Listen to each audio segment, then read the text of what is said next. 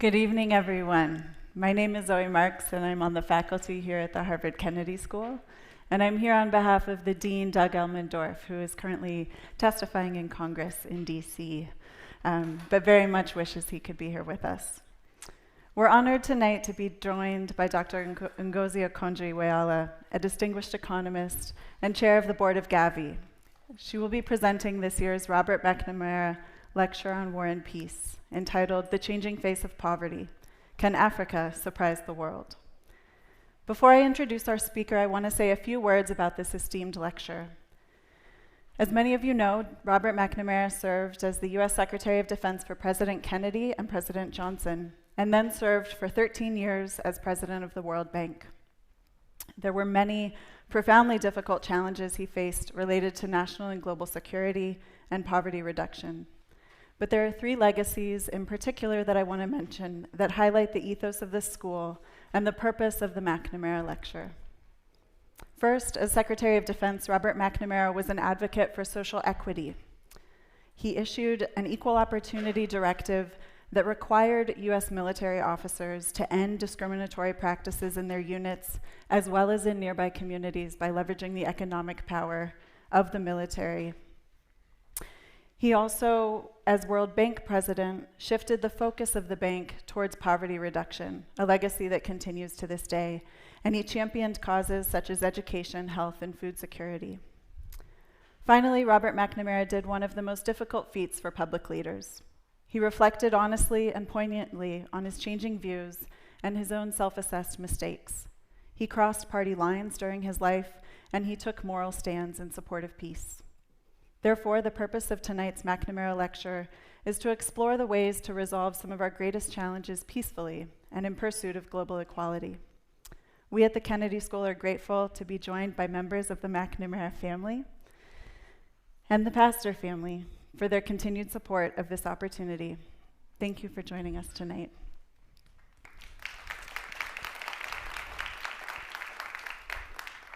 Now it is my great privilege and joy to introduce our speaker.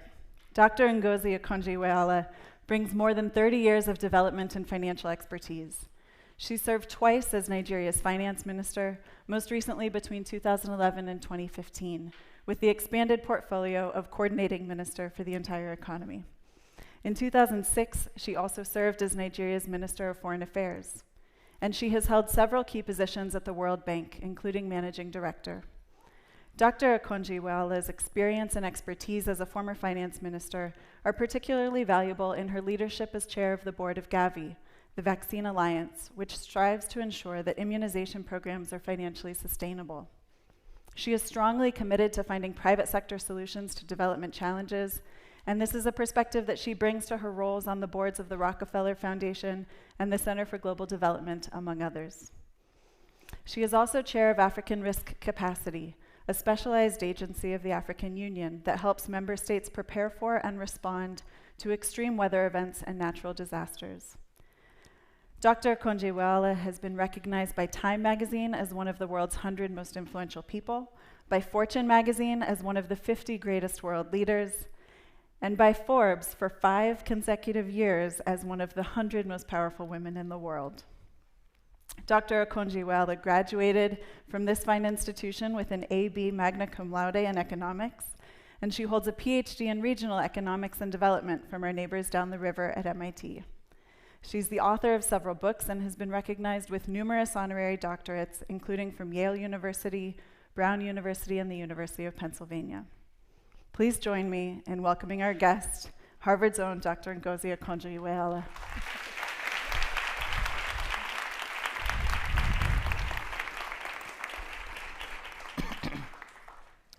Well, thank you very much, Zoe, for that fine introduction. It's always a trial for me listening to introductions of myself because, of course, they always don't seem real, you know, but thank you anyway. It's very much a pleasure and an honor to be back here at Harvard. It's always a wonderful thing, and to be here at this wonderful building of the Kennedy School.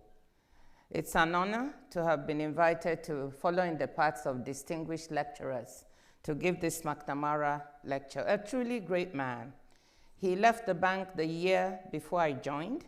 However, I was privileged to meet him twice when he asked for some special briefings on issues. I was quite junior then, but I was taken along by those who were going, and I was privileged to meet him. And so it means a lot to me that Margaret McNamara Pastor, Bruce and Joyce Pastor, members of the family are here today. Thank you very much. Well, today I've decided that this being close to half a century since Robert McNamara's seminal lecture, which refocused the development agenda by offering a new definition of absolute poverty, and Zoe referred to this, I felt it appropriate to take this opportunity to return to this important and ever-challenging subject. Because as Martin Luther King said, and I quote, "Whatever affects one directly affects us all indirectly." As long as there's poverty in this world, no man can be totally rich, even if he has $1 billion. As long as diseases are rampant and millions of people can not expect to live more than 20 or 30 years, no man can be totally healthy, even if he just got a clean bill of health from the finest clinic in America. All this is simply to say that all life is interrelated. We are caught in an inescapable network of mutuality, tied in a single garment of destiny. That's Martin Luther King. So I want to talk today about the changing face of poverty. Can Africa surprise the world?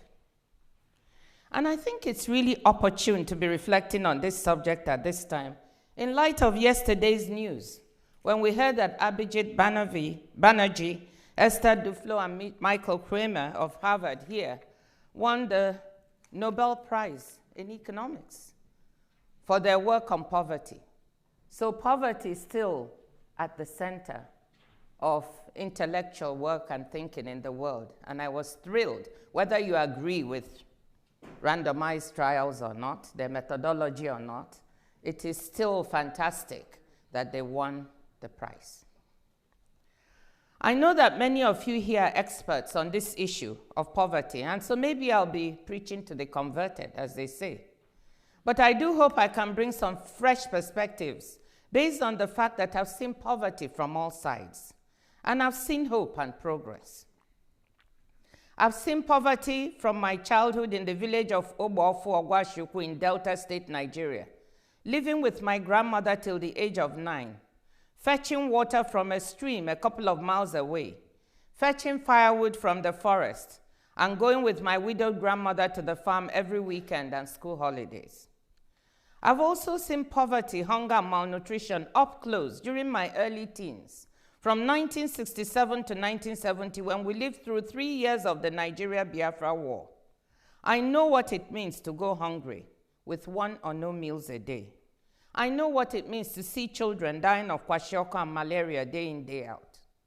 And as an adult with a long career at the World Bank, I've seen poverty around the globe, from the small child smoking a cigarette to ward off hunger in the hills of Laos, to a little girl dying from malnutrition in a rural hospital in India.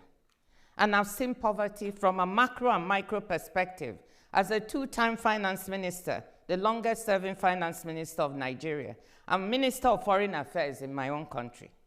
But most importantly, amidst this poverty, I've also seen hope. The light and excitement in the eyes of poor girls and boys, poor men and women, when they see the opportunity to change their lives and break out of their daily grind. And so I do hope that I may be able to offer some important perspectives on this subject, particularly as it concerns Africa, a continent where people's perception of no hope is often overwhelming. Picking up where Bob McNamara left off, my focus today is on the changing face of poverty globally and in Africa and what we can do about it. The numbers tell us that that face is increasingly likely to be African. And rather than being that of the weather-beaten and weary face of a subsistence farmer, which we have long associated with poverty and which McNamara talked about, today what I see more often in my village, in the towns of Nigeria and all over Africa, is the face of an unemployed or underemployed rural or urban youth. But what I also see in that face is youthful energy and the opportunity to harness that energy productively to create jobs and create wealth, not just for that youth, but also for his or her peers. But let me talk first about what you might call the old face of poverty and how that has changed from the 70s till now, and then turn more specifically to Africa to examine what poverty looks like today, but also what could be done about it. The old face of poverty. In 1973, Robert McNamara gave his now famous address to the Board of Governors of the World Bank in Nairobi, where he coined the term absolute poverty, a term that has now come to define the way we measure progress and track the welfare of those at the bottom of the ladder. He said, quote, "Despite decades of unprecedented increase in the gross national product of the developing countries, the poorest segments of their population have received relatively little benefit. Nearly 800 million individuals, 40% out of a total of 2 billion, survive on incomes estimated in US purchasing power at 30 cents per day, in conditions of malnutrition, illiteracy, and squalor. They are suffering poverty in the absolute sense." At that time, all regions, East and South Asia, Africa, Latin America, were struggling with the same problems. How to grow their economies equitably, how to tackle hunger and malnutrition, increase life expectancy, improve maternal and infant mortality, and increase literacy rates. The face of poverty was pretty representative of the developing world, and in that sense, pretty universal. It was Chinese, Indonesian, Thai, Indian, Latino, and African. It was the face of that tired rural female or male farmer, and in fact, in terms of numbers, Africa represented just 10% of the absolute poor. More than 2 decades later, in 1997, Jim Wolfensohn, then president of the World Bank, gave another famous speech on poverty, again to the World Bank's Board of Governors on the occasion of the annual meetings in Hong Kong, and he called it the challenge of inclusion. In the 2 decades since McNamara, there had been considerable progress. The proportion of people living in absolute poverty had fallen from 40 to 29%, though the number of those living below the then absolute poverty line of $1 a day had grown to 1.3 billion due to population growth. Life expectancy had increased from 60 to 67 years, literacy rates had improved from 77% to 85%, and maternal and under 5 mortality had improved. Maternal mortality had declined to 353 per 100,000 live births, and under 5 mortality had declined to 83 per 1,000 live births. Much of that success was due to tremendous progress in East Asia, especially China. As Jim Wolfensohn put it in his speech, quote, "China's success has been truly remarkable. Less than a generation ago, 8 in 10 Chinese eked out an existence by tilling the soil for less than $1 a day. 1 adult in 3 could neither read nor write. Since then, 200 million people have been lifted out of absolute poverty, and illiteracy has fallen to less than 1 in 10. The face of poverty was changing to be less Chinese, less East Asian, and more South Asian and African. But the essence of poverty was troubling. Whilst overall there was progress, some regions and some segments of the population were not progressing as fast as others, and so were being left behind. This is what Jim Wolfensohn saw as the challenge of inclusion, or put the other way, the tragedy of exclusion. Now, the new face of poverty. Fast forward to 2019, coincidentally another 2 decades later, and the world has made even more progress. The proportion of people living under the absolute poverty line, now $1.90 a day, has fallen to less than 8% of the world's population of 570 million people. Life expectancy has improved to 72 years, literacy rates up slightly to 86, and maternal and under 5 mortality have declined to 211 per 100,000 live births and 38 per 1,000 live births respectively. But the face of poverty has shifted even more. Poor people, now located not just in low-income but also in middle-income countries, are primarily concentrated in Africa, and especially in sub-Saharan Africa. Of these 570 million people in absolute poverty, 453 million or 79% are in Africa. 35 million or 6% in South Asia, 30 million or 5% in East Asia, and another 30 million in Latin America, with the remaining 5% distributed to the rest of the world. In fact, projections show that at the current slow rate of poverty reduction, close to 90% of the world's poor will be in Africa by 2030, a far cry from the zero target in the Sustainable Development Goals. This phenomenon is sharply illustrated by maps and charts put together by the Brookings Institution Poverty Clock Project. And I have the projections. If you can just show 1973 first. So that's 1973, and the darker red portions are where most of the poor people are. So you can see what I was saying. Go back. What the face of poverty looked like. It was all over the world, and it was concentrated even in East Asia. Now go to 1997. You see what has happened. Lighter lines in Asia, more reds in Africa. Go to 2019. Look at what we have now. Asia, the poverty face has shifted primarily to Africa. So that's what I talk about. If you like the issue of the shifting faces or the color, whichever kind of description you like, you can see how the thing has changed. So Brookings Poverty Clock Project, I love it because it shows you graphically how this is changing. And using today's absolute poverty line of $1.90 a day to enable comparisons, they have calculated the headcount ratio, the measure number of those in absolute poverty. In 1973, using their measure, 1997 and 2019, to be 1.9 billion people in absolute poverty in 1973, 1.7 in 1997, with a dramatic fall to 570 million today in 2019. And this concentration shows you the issue as being an issue that is now primarily African, and an issue that is now primarily that of youth in the ages of 15 to 35. So what happened in Africa? Africa made some progress over the years, just like the rest of the world. But the progress has not been fast enough. That's the problem. The proportion of people in absolute poverty did fall from 58% in 1997 to 41% in 2019. But the absolute numbers of poor people have increased from 353 million to 453 million in the same period due to population growth.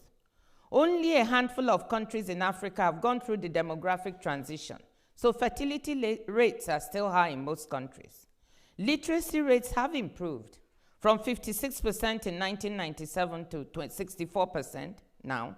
So has life expectancy from 50 to 61 years now. Maternal mortality has improved to 534 per 100,000 live births, and also has under 5 mortality improved. But these rates are still far behind those of the rest of the world, as we saw earlier, and even further behind what will be needed to attain the Sustainable Development Goals, the world's new universal goals. For example, maternal mortality at 534 per 100,000 live births is 2.5 times the world average, and almost 8 times the SDG goal of less than 70 per 100,000 live births by 2030. So with respect to most indicators of welfare, Africa is not converging fast enough. It's improving, but it's not converging fast enough with the rest of the world. In the 2 decades since 1997, South Asia has clearly pulled away on the absolute poverty story, leaving Africa, and in particular sub-Saharan Africa, at the center of this story. People are interested in what accounts for this. And this is, of course, an important question, which I shall come back to in a moment. But a more interesting question to me is, what accounts for the progress that was made?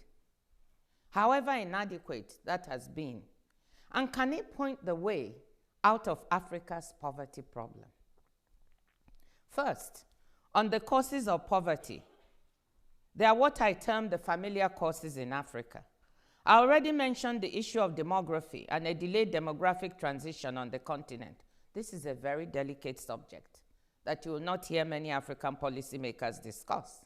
And if you want to approach it, you have to approach it by talking about strengthening girls' education. With fertility rates still quite high at 4.7 births per woman, population growth rates are high, averaging 2.7 almost in 2019, so that per capita GDP growth rates are not high enough to lift people fast enough out of poverty. There's also gender inequality. The lack of access by women to the services and means of production, including finance, needed to improve their lives and that of their households is a significant factor. Agricultural productivity in sub-Saharan Africa is approximately 1/3 that in East Asia and Latin America. The abundance of natural resources, its mismanagement, and the lack of transparency and accountability lack of accountability it has oftentimes engendered is another factor. And above all, the lack of human and physical infrastructure. Access to basic health, access to education, particularly quality education and skills relevant to today's economy and society, access to power, roads, ports, and telecommunications. Now, another key cause of poverty, a fundamental one, is put forward by a school of thought that argues that Africa's poverty is due to a lack of progress on industrialization and Africa's inability to undergo the model of structural transformation experienced by the East Asian countries and China. This model was based on large-scale industrialization and export-led growth, in turn premised on education, skills, and a competitive labor force. In fact, Africa's share of manufacturing as a percent of GDP has stagnated around 10%, and the share of workers employed in manufacturing has peaked below that level. This phenomenon has been termed premature deindustrialization by African scholars such as Lopez and Coulibaly. According to Coulibaly, its causes could be, quote, the role of technological innovations in making manufacturing more capital and less labor-intensive, as well as the impact of globalization and competition. As a result, labor moves from low-productivity agriculture to low-productivity services, bypassing the industrial sector. Furthermore, there's mounting pessimism about the likelihood of Africa being able to replicate the East Asian model. According to Joe Stiglitz, the reason the East Asian model cannot be replicated is that manufacturing is the victim of its own success. Developments in this sector have done so much to improve productivity in terms of output per man-hour that productivity has increased faster than demand. The result is that employment in manufacturing is now declining around the world, which means it can no longer support large-scale employment creation. Now, added to these familiar and fundamental causes of poverty on the continent are issues of conflict and fragility, terrorism, climate change, and pandemics. Although the number of conflicts on the continent has decreased, there are still significant areas of fragility and conflict in Burundi, DRC, CAR, Central African Republic, South Sudan, and the Horn of Africa. In addition, new forms of conflict have emerged in the form of terrorism in Libya, Mali, northern Nigeria, and my own country, and Somalia. Climate change is accelerating the frequency and impact of certain weather-based phenomena, such as droughts, now so frequent in southern Africa and the Sahel. And of course, cyclones and floods, such as we saw recently with Cyclone Idai in Mozambique, Malawi, and Zimbabwe, where close to $1 billion in damage was caused and 600,000 people displaced. Pandemics are also now added to the mix. We saw the 2014 Ebola pandemic in West Africa cost $2 billion in GDP losses in Liberia, Guinea, and Sierra Leone, while the recent outbreak in DRC has already led to more than 1,000 lives lost. The combination of new and old causes of poverty is leading to displacement, migration to cities, and migration outside the continent, largely to Europe. Young people are increasingly willing to risk their lives in the Sahara Desert or the Mediterranean to seek a better future. So what are the solutions? And how can Africa surprise the world? Africa offers the seeds to halt the increasing numbers of poor people, to reverse the tide and change the face of poverty permanently. This brings me to the point I made earlier, that what interests me more in the Africa poverty story is seeking to understand what was behind the progress that was made. Yes, it was inadequate, but there was progress. What is the fresh progress we made now?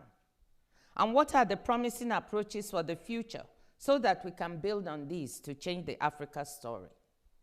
It is possible for the poverty map to show Africa in lighter colors like the rest of the world 3 decades from now, by 2050. And of course, you young people in the audience, you'll be here by 2050. I'll be long gone. So you'll be the ones to testify whether what I'm saying has happened. And I'll check from the grave. If you understand the successes and build on them, that's my thesis, and we're willing to tackle the difficult changes, Africa can and will surprise the world. First, Africa grew for 1.5 decades from 2000 to 2015 at 4 to 6% per annum, higher than the average global growth rates of about 3.1%. While part of this growth was due to favorable global demands for its primary products, particularly from China, a large part of the growth was due to good macroeconomic management, sensible fiscal policies that held fiscal deficits down, prudent debt management strategies following the internationally supported HIPC initiative that brought sub-Saharan African debt burdens down, monetary and exchange rate policies that led to single-digit inflation and largely market-determined exchange rates.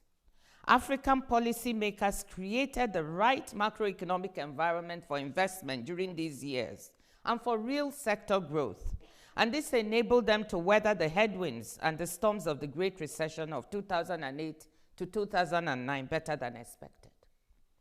Today, 6 of the 10 fastest growing economies in the world are in Africa: Senegal, Rwanda, Ethiopia, Ghana, Cote d'Ivoire, and Tanzania, with GDP growth rates ranging from 6.6 to 8.3% per annum, the range of growth rates that Africa needs if it is to pull people out of poverty and meet the Sustainable Development Goals. These countries are implementing sensible macroeconomic policies that are encouraging to the private sector, and we need to encourage other countries to follow suit.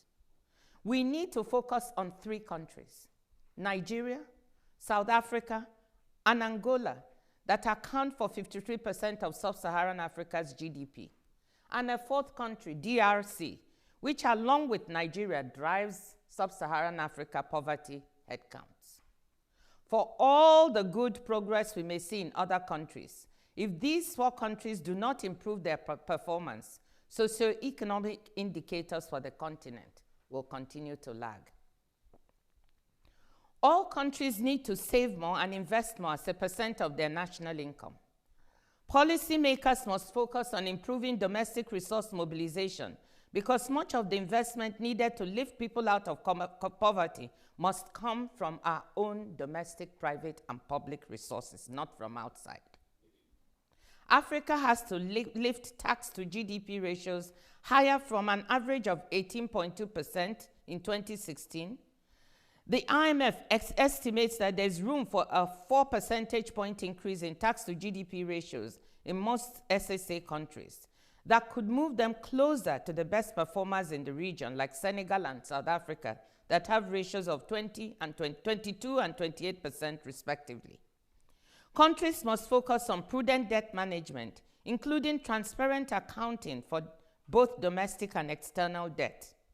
The increase in the SSA debt to GDP ratio from 25% in 2007 following HIPC to 49% in 2018 is worrying if borrowing is not productively used.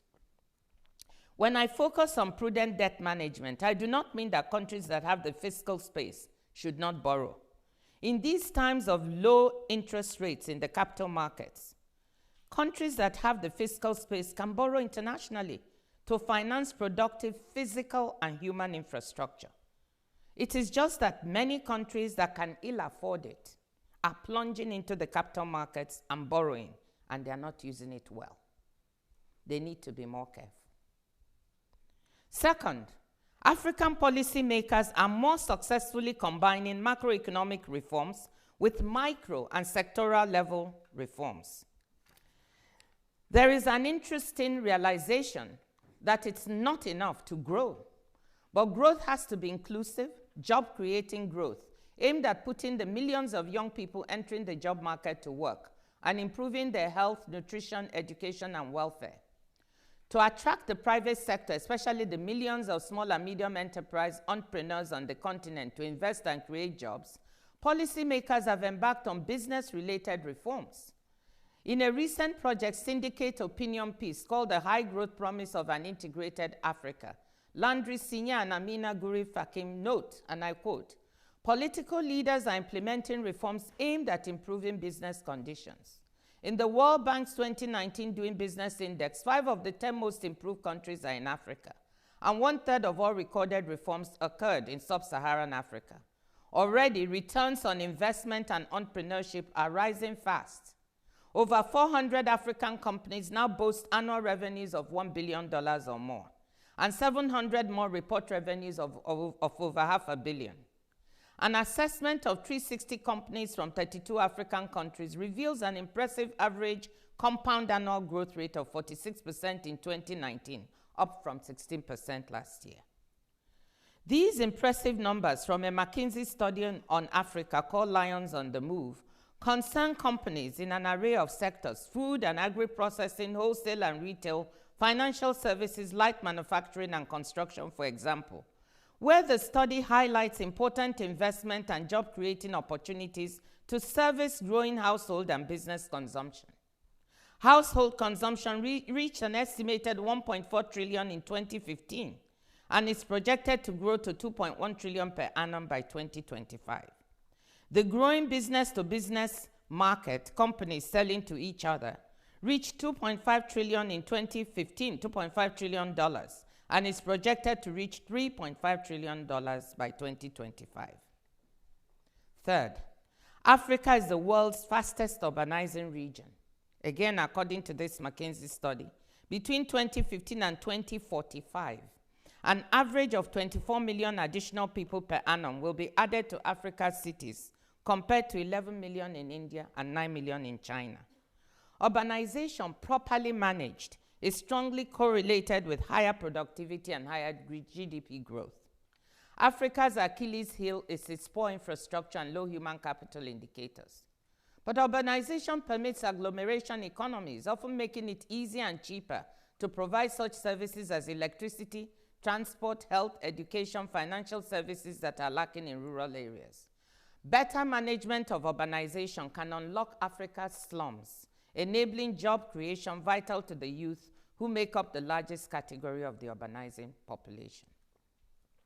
Fourth, some scholars, in observing the success in combining macro, micro, sectoral, and spatial level reforms in several countries to spur growth, have noted that horticulture, tourism, creative industries, ICT, financial services are some of the fastest growing sectors in leading growth countries on the continent. A major research effort by the Brookings Institution's Africa Growth Initiative and the United Nations University World Institute for Development Economics Research looks at what it terms industries without smokestacks, and wonders whether, based on the patterns seen in these service sectors, Africa might be undergoing a different type of structural transformation than what we normally think of. The research has underscored that services exports from Africa grew more than 6 times faster than merchandise exports between 1998 to 2015. Ethiopia, Ghana, Kenya, and Senegal have become players in the global horticulture value chain. Rwanda, Senegal, and South Africa have significant footholds in ICT, while tourism is now 30% of Rwanda's total exports. In a piece by Coulibaly on Africa's alternative path to development, he points out that John Page, one of the researchers and editors of the forthcoming Industries Without Smokestacks, posits that these same growing service sectors share the same characteristics as the manufacturing export-led growth in East Asia. They are tradable, they have higher productivity, and can absorb large numbers of moderately skilled workers. And they benefit from technological change and economies of scale and agglomeration. The thinking is this, that if African policymakers can encourage and support these smokestackless industries, what a mouthful, they might offer a pathway out of premature deindustrialization and enable Africa to transform and to surprise by creating jobs, creating wealth, and eradicating poverty faster than expected. Fifth, technology. I mentioned ICT earlier, but I want to dwell just a little bit more on the issue of technology and its potential role. Africa is transforming in an era of rapidly changing technology, and so can leapfrog and solve many of its development challenges through digitalization. Technology can be a powerful tool for poverty eradication. New diagnostic techniques, such as the spatial targeting of poverty hotspots, developed by Brookings, allows more granular identification than before of where poor people live at community and district level, whether in urban or rural areas, so that better tailored interventions and services can be delivered to them, improving poverty eradication outcomes. Biometrics gives people identities, making it easier to identify and target poor people, especially women and children, with services.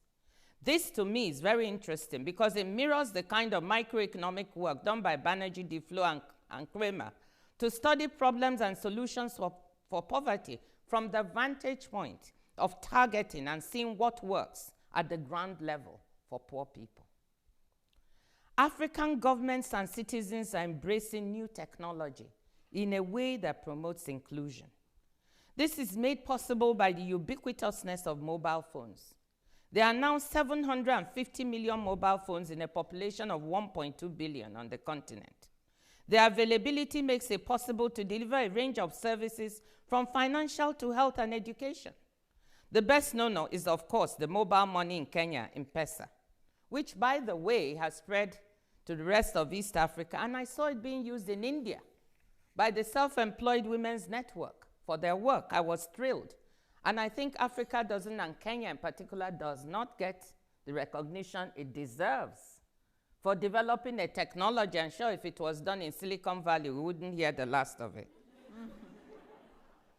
Similar services are spreading over the rest of Africa, such as Stella in Nigeria, bringing access to micropayments, remittances, and other financial services to those previously excluded. This enables them to pursue the development of medium and micro enterprises. Gavi, the Vaccine Alliance of which I'm board chair, has supported Rwanda to pioneer a drone delivery service for vaccines, blood, and other supplies in partnership with Zipline, UPS, and 2 American companies. How many people have heard of this? Good. Very good. I'm very proud of it. You know, this is enabling and we have to give President Kagame and Rwanda credit, not Gavi. They are the ones. He's the one who approached us in Gavi to say, look, I've got a very mountainous country. I can't get roads everywhere.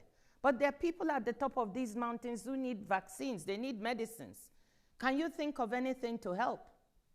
And we had been talking to Zipline, this company in California.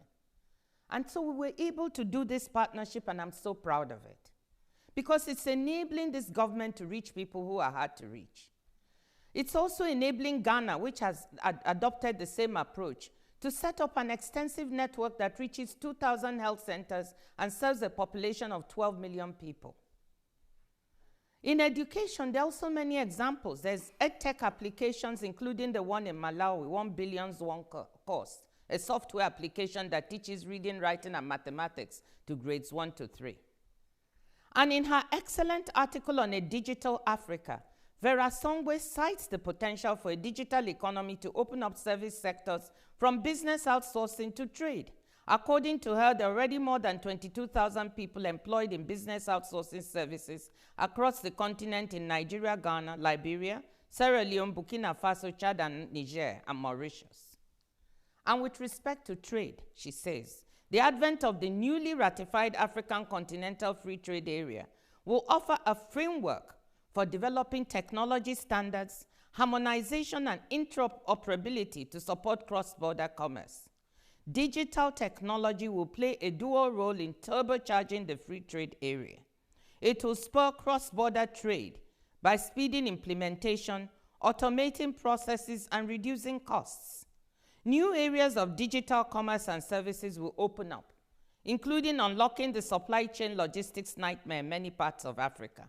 Mobile devices, broadband networks, cloud services, the Internet of Things, and big data analytics could significantly lower the cost of planning, scheduling, tracking, delivering, and managing goods, opening up a massive opportunity to create jobs on the continent. Songwe also cites the Brookings Institution estimates that mobile technologies and services in Africa have generated more than $150 billion in economic value as of 2015, while the mobile ecosystem has supported 3 million jobs and contributed almost 14 billion in tax revenues in 2017. In infrastructure, new solar, wind, and geothermal technologies on and off grid are helping break the electricity access bottleneck in Africa, helping households and businesses become more productive. As an example, 3 solar power companies in East and West Africa, Copa, Solar Sisters, and Lumos, which I also co-chair the board, have reached collectively more than 4 million people and are hoping to double that number within the next few years. The examples I've cited here are just a few ways that technology is making and will make a difference to the eradication of absolute poverty in Africa. I could go into more detail, but you've been long suffering. On the promise of biometrics and digital identities, which have made such an impact on access to services for the excluded in India, and promise to do the same in Africa. Don't get me wrong, I'm not being Pollyannish. I know some people will say I'm getting carried away. After all, though mobile phone ownership is high, internet penetration is still low, averaging 20% on the continent. But guess what? Internet penetration among the young is double that, 40%. This means that those who will form tomorrow's workforce and tomorrow's policymakers will be digitally connected and therefore better placed to use technology to change the face of poverty. This is another avenue in which I believe Africa can and will surprise. Ladies and gentlemen, friends, I earlier said that Africa has the seeds to eradicate poverty. The conduct of good macroeconomic policy and management, the effective use of appropriate microeconomic policies, and the ability to reform and transform certain sectoral sources of growth, the so-called smokestackless industries, among others, offers a clear pathway. When combined with the promise of technology to transform service delivery whilst creating jobs, this offers Africa that opportunity to surprise the world. Our job as development experts and partners is to support Africans with the knowledge and encouragement, and where possible, the resources to deliver. Friends, Africa has planted the seeds for poverty eradication. Policymakers must water the garden, and our young people must nurture the plants and flowers and harvest the fruit, because it is on this that their future depends. Let me conclude by quoting Nelson Mandela, who once said, like slavery and apartheid, poverty is not natural. It is man-made, and it can be overcome and eradicated by the action of human beings. Overcoming poverty is not a gesture of charity. It is the protection of a fundamental human right, the right to dignity and a decent life. I strongly subscribe to Madiba's words, and I know so do all of you. Let us all then join hands to ensure that Africa surprises. Thank you.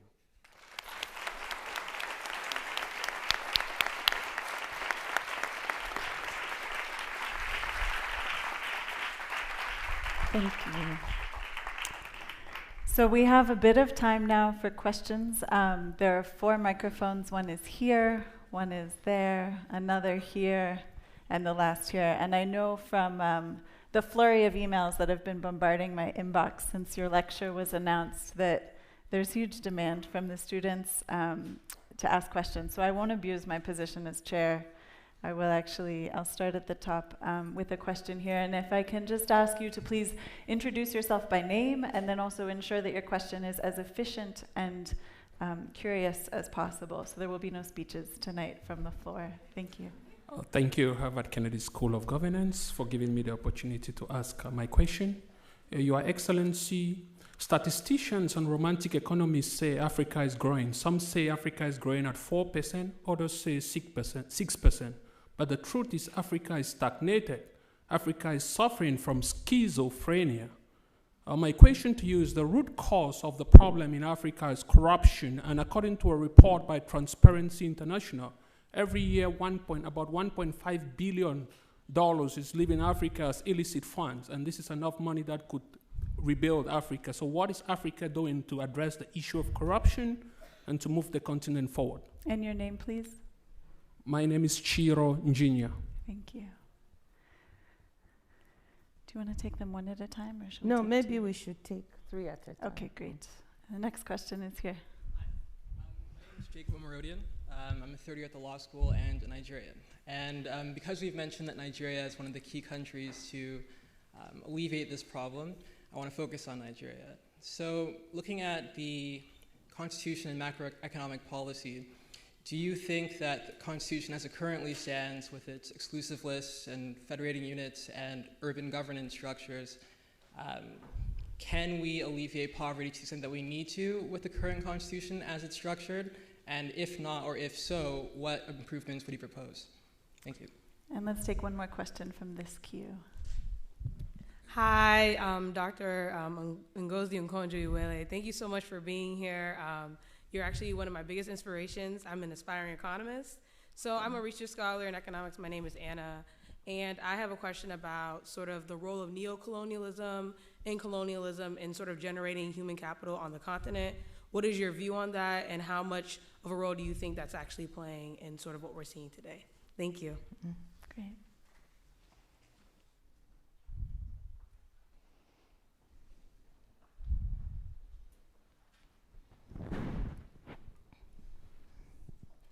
Well, thank you very much for very good questions. So the first question was that Africa has stagnated, there's corruption, and there's schizophrenia. Some people say it's growing, it's not growing. Of course, you know, you can always call it the the glass half full, half empty syndrome. But we don't have to guess. The statistics are there, objectively produced, at least like the rest of the world, by either the United Nations, the World Bank, the IMF. You can look at these statistics and you can look at when have countries grown, when has the continent grown, when has it stagnated. It's very clear that from the 1.5 decades, like I quoted, from 2000 to 2015, it grew. It performed well compared to remember the lost decades of the 80s and 90s?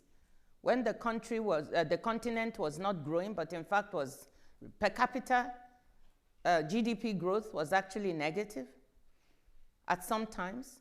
And recently, of course, the growth rate has declined. So there have been periods of growth, and there have been periods of stagnation, and there have been periods just like any other economy. I think the issue that I was trying to point out is there was a time when the continent was called the hopeless continent. You all know The Economist's hopeless continent and The Promise, or whatever those titles were. So the issue is, when we performed well, why did we? Because sometimes people don't even know how to build on their own success. So we never ask, we always focus on what went wrong. But I'm interested in what went right. And how can we make it go even more right? So I'm not saying that what went right was sufficient, but how can we build on this? So that's the first point. Your second point is on corruption, and yes, it is true that there's corruption on the continent. In fact, I've just written a book about it. Can I have a copy? I wasn't going to say anything about it, but please, you know, I didn't bring any. You can go and buy one for yourselves. It's MIT. It's MIT Press, so it's a public policy book. It's not it's meant to teach. And it's been doing extremely well. So you can... They are using it in Georgetown in one of their classes to teach. So it's called Fighting Corruption is Dangerous. The story behind the headlines. Of course, there's corruption on the continent, so I'm not trying to get away from that. But I don't like the word. Whenever you mention Africa, the next word is corruption. Or you mention Nigeria, the next word is corruption. No. We cannot allow our continent or our countries to be characterized in that way. Because I'll tell you what.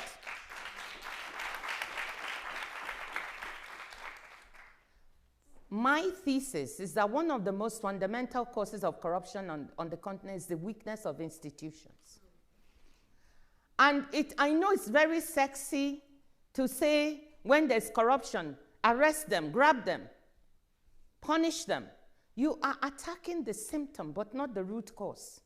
And one of the reasons when this realization came to me, one of the reasons I agreed to be finance minister in my country the second time was because I realized that the institutions were so weak and people were trying to block even the few we were attempting to build. Please give me a moment. I'm going to take a little bit of time on this issue because he provoked me. I wasn't going to talk about my book or about corruption. I wasn't, but now I have to say something. So the absence of institutions. When I went to become finance minister in Nigeria the first time, in 2003 to 2006, I didn't really know much about running the economy of because in the World Bank, you're not allowed to work on your own country in those days. So when I was asked to be finance, I was deploying all my knowledge.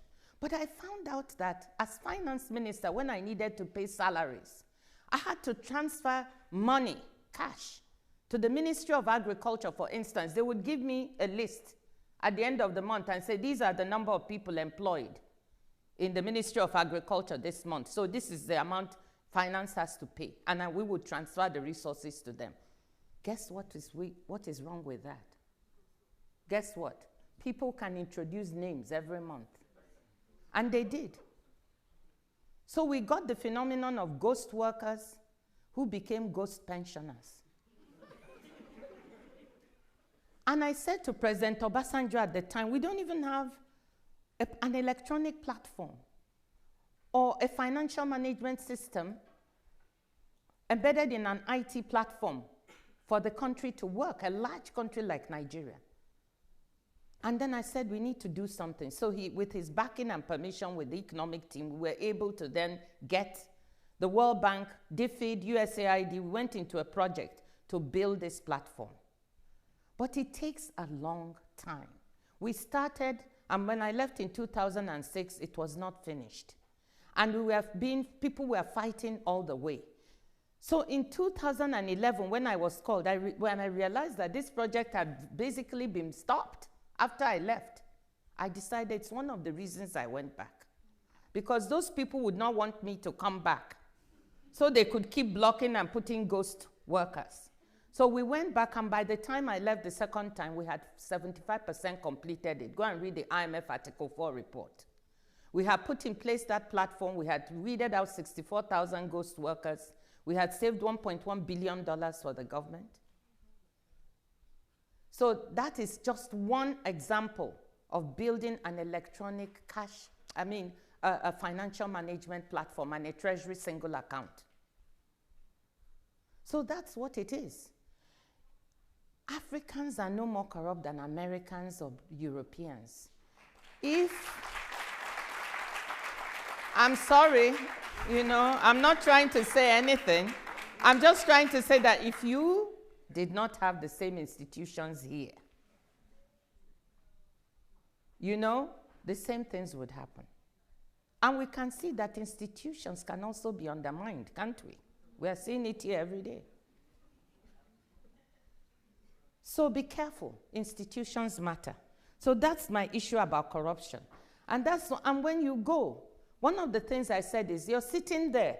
Please, when you finish, what country are you from? Originally, I'm from Cameroon. You must go back to Cameroon and help to fight it. You cannot sit here. That's what I did. I was at the World Bank enjoying myself. And I was invited to come back, very risky. And I took one of the biggest risks in my life to go back. Because you know what? When you fight corruption, those same people fight you back. And if they can't fight you, they smear you. So they spent all the time trying to characterize me. That's why I wrote this book, to tell the truth. They kidnapped my mother and held her for 5 days and said I should resign. And I refused. My father was backing me. They threatened me. And even after I left, they continued to malign my name. That's why I wrote, fighting corruption is dangerous. But who will fight for you, you Africans in the room? I took a risk. Because even people, there are people, sensible people, who still believe Okonjo-Iweala did something. Just because those people tried to damage your name. If I had not had an international career before and people had not known me, by now people will think I'm also part and parcel of the business. So, but in spite of all that, I don't regret one day. I went and I fought. And so when my grandchildren ask me, I'll be able to lift up my head and say, yes, I did something. What are you going to say?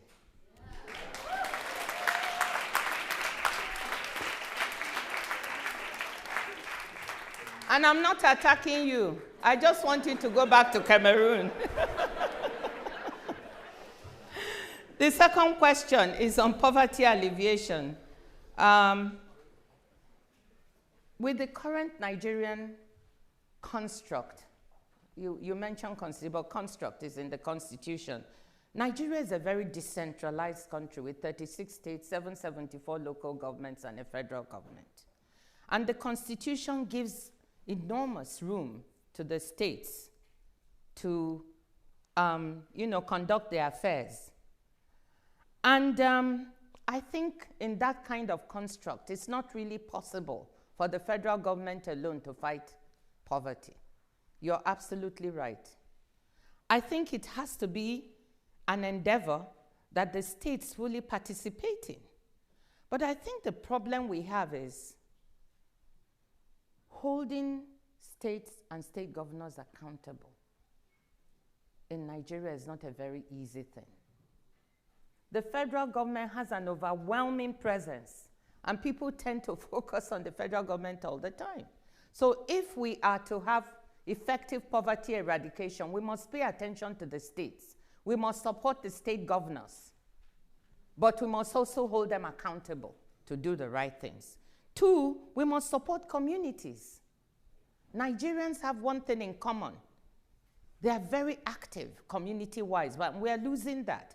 How do we get agency out of the people themselves so that they can do more? So that's my question to you, my answer to you. And then the third was on the role of neocolonialism and in human capital, was it? Yeah. Look, I mean, there's absolutely no way we can get away with not recognizing that colonialism and neocolonialism have a role to play in what has happened and is happening in Africa today. So I often joke, whenever I make a speech somewhere, I make sure there are no British people in the room. How many Brits are here? None? They won't say no. Because I sometimes hold them responsible for, some of the things we see in my country. But look, yes, we got a system of education in many of our countries that is not flexible, not attuned to what we need, does not change with the times. And if we don't change our education system to deliver the skills, because we don't know what jobs are around the corner, if we can't deliver analytical skills needed to move people from job to job, we will fall further behind. That's why I mentioned skills in my speech. But I think we can. It's in our hands. So much as I subscribe, I also now do not think we should look back to that all the time. We have to look to the future. We've had 50 years, 60 years to change some of these practices and some of what we found. Did we do it? We compounded it. Whatever it is that they put there, instead of changing it, we built on it and made it worse. In many cases. The education system is geared towards white-collar jobs.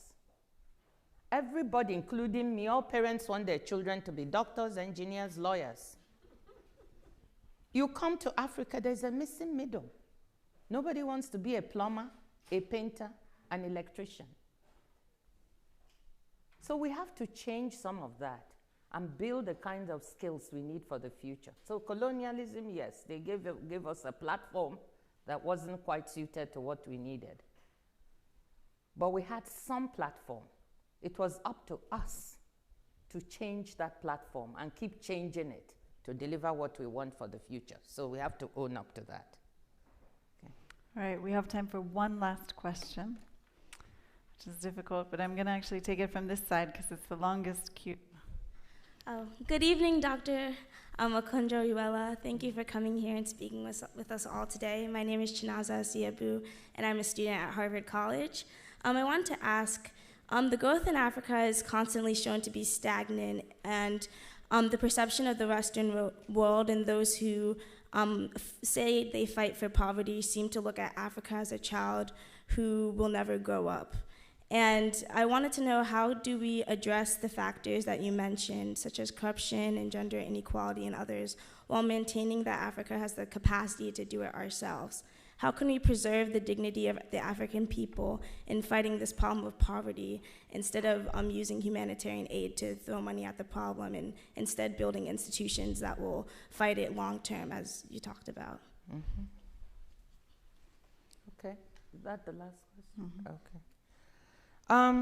Yeah, this encapsulates most of what I was trying to say in my lecture. First of all, I don't agree with you that Africa is stagnant. You know, I'm an economist. I just look at the numbers. It's been stagnant sometimes, it's grown sometimes. You know, it will happen. And it's not the only continent that does that. I mean, China was growing at double-digit growth rates, and it's decelerating now for reasons of structural change and transformation of its economy in another direction. So we shouldn't buy into that. You know, but we shouldn't be Pollyannish. I mean, we shouldn't also go think everything is great. It's not. And I made that abundantly clear by dwelling on all the causes of poverty, because unless we accept, we are not going to be able to change those. So I think Africa is not a child that will never grow up. The analogy is very interesting. It's growing and can do better. That's my thesis. But we need to solve that problem, and we need to realize that we have to do it ourselves. With respect to aid, the world has changed. There's so much uncertainty. And the idea that you're going to attain the Sustainable Development Goals by relying on aid is just not feasible. That's why I mentioned the fact that we'll have to rely on our own resources. And we've got the capacity to do it. So what do we need? We need movement from the bottom, and we also need movement from the top. So I said policymakers, we have the seeds, and policymakers have to water the garden. So we have to elect and select those policymakers who will do the right thing. And we already have examples on the continent. It's not as if there's nothing good. There are some countries growing at almost double digits. Ethiopia has been growing at double digits. And maybe now it's around 8%. Its Prime Minister just got the Nobel Prize. I cited 8 countries. So we've got an example in our neighborhood. The question we should ask is, what are those countries doing right? I'm not saying they're doing everything right, but they're doing very many things right. Can we replicate? So the answer to your question is yes, we can. We need to study those countries. We need to do what they're doing. we need to do even better, and 3 countries matter terribly. If Nigeria, South Africa, and Angola don't do well, we will not change the continent statistics as much as we want, and DRC. So we need to elect good leaders. We need to hold them accountable to deliver growth. And we ourselves need to be actors. I also don't believe in just looking at others and saying, somebody must do something. I start by asking myself, what can I do? Even if you change the life of one person through an NGO, private sector, whatever, you've done something. So we as Africans must act. We must use our own capacity. Use your education here from Harvard to go back. We must elect good leaders. You're young. If you don't vote, you won't get the good leaders that you need. And if you don't vote wisely, you won't get them. And 2, we must push for a different kind of education on the continent, because the future is changing rapidly. And if we don't understand that, we won't be able to surprise. But the point is, I believe we do. We are beginning to understand, and we can grasp this opportunity that is before us and do it. Thank you.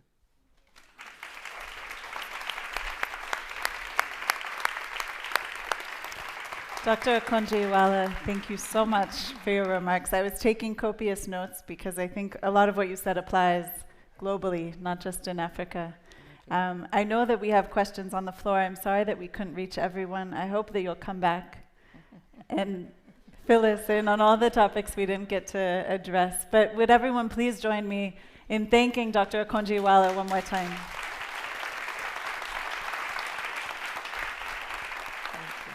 Thank you very much.